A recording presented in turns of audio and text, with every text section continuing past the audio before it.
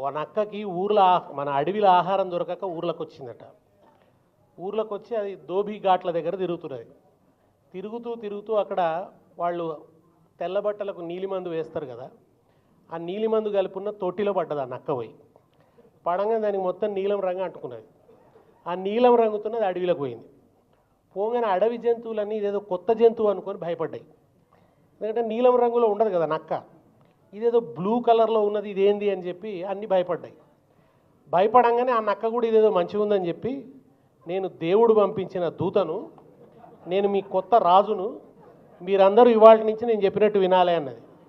అంటే పాపం అన్ని భయపడ్డాయి. అన్ని జంతువులు ఈ నక్క చెప్పినట్టే వింటున్నాయి. ఇక అది ఇష్టం ఉన్నట్టు తిడుతున్నది, పండబెట్టి తొక్కుతా చీరుతా లాగులో తొండలు ఇడుస్తా అది ఇదని దాని ఇష్టం ఉన్నట్టు తిడుతున్నది.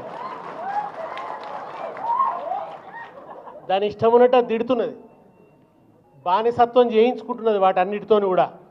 అవి పాపం ఆహారం సేకరించి తెచ్చి దీనికి పెడుతున్నాయి. బాగా తింటున్నది, దుక్కలాగా తయారైంది. చివరికి ఏమైందంటే ఇక దీని పీడ పడలేకపోతున్నాయి, దీని పీడ ఎట్లా విరగడవుతుంది రా అని ఎదురు చూస్తున్నాయి. ఒకసారి సభ పెట్టింది, ఇవాళ అసెంబ్లీ పెట్టినట్టే.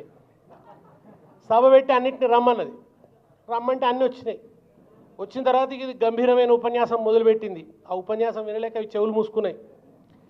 ఎట్లరా బాబు దీంటి విముక్తి అనుకుంటుండగా మెల్లగా వానవడుడు శురువైంది. ఆ వానకు మెల్లగా ఏమైపోయిందంటే ఈ నీలం మందు మొత్తం కరిగిపోవడం ప్రారంభమైంది.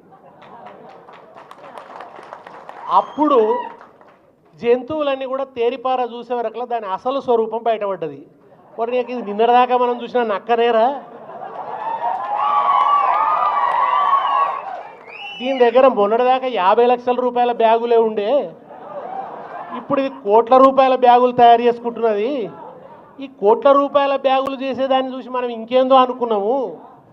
మీకు గుర్తుంది కదా, మొన్న అసెంబ్లీలో బ్యాగ్ ఇచ్చిండ్రు ఆయనకు, బడ్జెట్ బ్యాగ్ ఇస్తే దాన్ని వెనకా ముందు చూసుకుంటున్నాడు ఆయన. వెనుక నుంచి పాట పెట్టిర్రు, గుర్తుకొస్తున్నాయి